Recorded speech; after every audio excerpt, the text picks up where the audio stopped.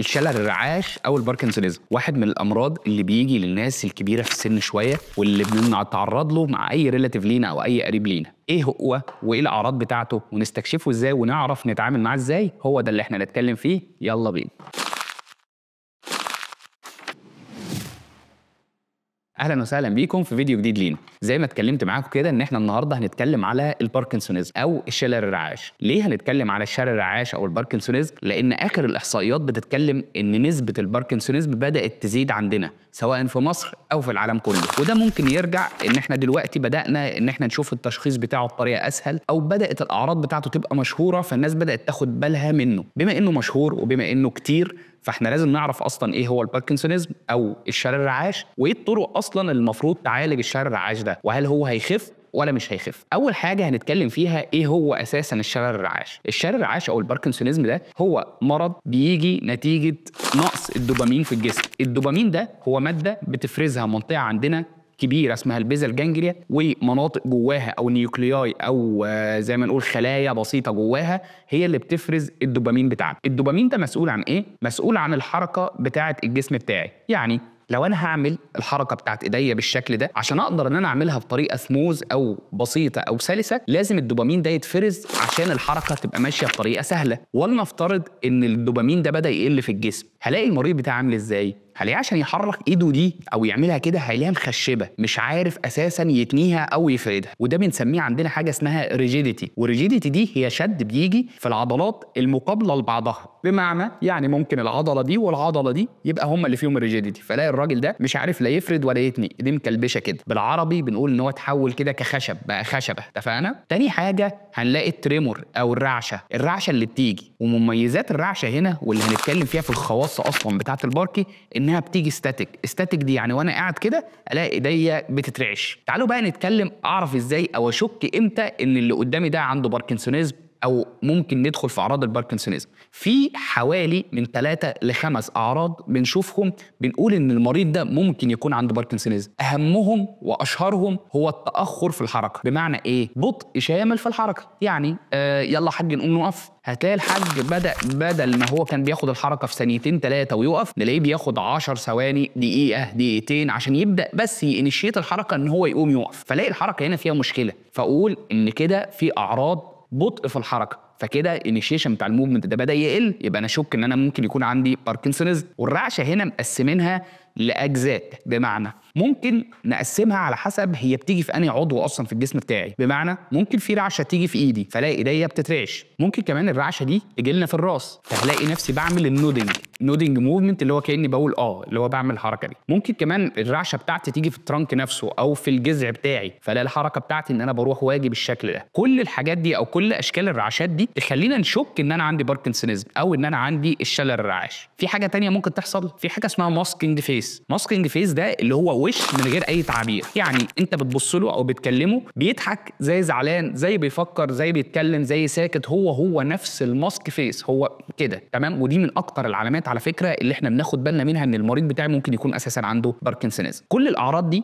مش شرط تيجي كلها للمريض بتاعي، ومش شرط انها تيجي منفصله، يعني ممكن توصل كلها وممكن واحد بس او 2. لو شكيت بقى ان الحاجات دي موجوده ابدا اتحرك في اسرع وقت. اول ما اشك في اي عرض من ده كله اروح رايح زياره لدكتور المخ والاعصاب. دكتور المخ والاعصاب هيبدا يشوفه، يعمل اكزامينيشن او الفحص بتاعي، وبعد كده يروح عامل لنا رنين. في علامات مميزه في الرنين بتاعي بتدل ان المريض ده ممكن يكون باركنسونيزم. بعد شويه بقى لو انا استنيت وما خدتش ادويه والدنيا بدات لا قدر الله تسوق معايا واحده واحده، هلاقي ان انا وصلت لدرجه ان انا بعمل شافلنج. يعني ايه؟ يعني انا وانا ماشي رجلي بتكحت في الارض، مش عارف ارفعها من على الارض، فاسمع صوت الراجل او صوت مشيه الراجل ده من وانا قاعد هنا وهو بره، الاقيه ان هو بيشافل في الارض بتاعته، فاحس ان كده في مشكله كبيره وان احنا لازم ناخد الادويه بتاعتنا وان احنا لازم نتابع وان احنا كده خلاص تيبيكال باركنسونيزم. في مشاكل او في اختلاف ما بين التريمور بتاع الباركي او الرعشه اللي بتيجي نتيجه المرض الشلل الرعاش وبين الرعشه الطبيعيه بتاعت اي حد. يعني في مننا ناس بيبقى عندها نقص اساسا فيتامين بي 12 واقول له افرد ايدك كده الاقي دي بتترعش كده، ده مش باركنسونيزم اكيد يعني. تمام؟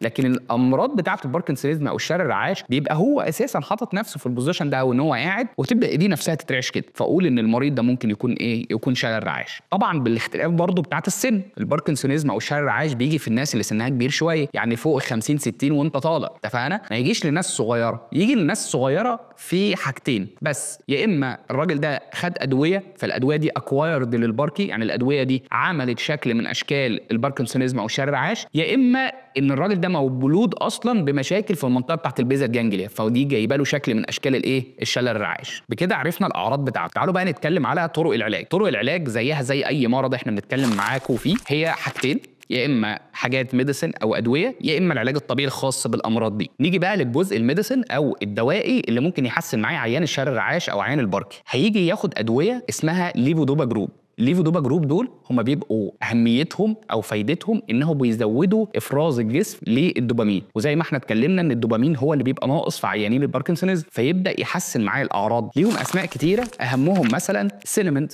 السينمنت هو اشهر دواء ماشي عليه كل الناس بتاعت بتاعت الشلل الرعاش، بس لازم ناخد بالنا ان الجرعات اللي بتتاخد مع المرضى بتوعنا لازم يتابع مع دكتور المخ والاعصاب بتاعه، لان الجرعات دي بتختلف على حسب الاعراض بتاعتي. يعني الاعراض البسيطه او لو انا في اول مرحله غير الاعراض اللي بتبقى في اخر مرحله من الباركنسونيزم او الشلل الرعاش. تعالوا بقى نتكلم على الجزء الثاني وهو الجزء العلاج الطبيعي لمرضى الشلل الرعاش. اهم حاجه في العلاج الطبيعي بتاعنا ان هو يشتغل على فكره الموبيليتي او فكره الحركه بتاعه المريض بتاعي، لان بلغه العاميه كده انا بحس ان المريض بتاعي ده عامل زي خشبه كده، فانا بيبقى فكرتي ان انا عايز افك الخشبه دي عشان تبدا الدنيا تتحسن معايا. فيبقى اول حاجه انا هشتغل عليها مع المريض بتاعي، هشتغل معاه الجزء بتاع الموبيليتي او الحركه العامه للجسم. تاني حاجه هشتغل معاه في حاجات فيجوال. يعني ايه فيجوال؟ يعني لو انا بشتغل مع المريض بتاعي ان هو بيعمل ايده كده، لو انا قلت له ارفع ايدك بالشكل الفلاني ده هو مش هيقدر يرفعها، لكن لو انا حطيت له مثلا المج ده او الكوبايه دي قدامي وطلبت من المريض بتاعي ان هو ياخدها ويرجعها تاني، هلاقي المريض بتاعي عارف ان هو يعملها. ليه؟ لان المرضى بتاعت الباركنسونيزم او الجزء بتاع البيزل جانجليا او الجزء المتصاب اصلا مع المرضى بتوع الشلل الرعاش ما بيقدرش يعمل الحركه غير لو انت اديت له فيجوال، فاحنا محتاجين ان احنا ندخل الفيجوال ده اللي هو التغذيه البصريه يعني عشان يبدا المريض بتاعي يتحسن. وده ممكن كمان نعملها في البيت عندنا، يعني لو عندي في بيتي مريض باركنسونيزم او شلل رعاش ممكن مثلا اي منطقه هو بيعرف يتعامل فيها لوحده، يعني لو بيطلع من على السرير يروح الحمام بروح انا جايب له ستيكرز مثلا او شرايط واروح لازقها في الارض بالوان مختلفه عشان هو يبدا يبص عليها فيبدا يرفع رجله بشكل تمام وسليم عشان تبدا الدنيا تتحسن عنده، فيبدا يقل الريكورنسي اوف فولينج او فكره الوقوع بتاعته بنسبه كبيره. بكده نكون اتكلمنا معاكم على مرض الباركنسونيزم وايه هو وايه اعراضه واسبابه والطرق المناسبه لعلاجه. مستنيينكم في فيديوهات تانية، ما تنسوش تدعمونا عن طريق عمل شير وسبسكرايب، ومستنيين اي استفسارات ليكم في التعليقات او اي حاجه عايزين تسمعوها مننا. نشوفكم على خير ان شاء الله.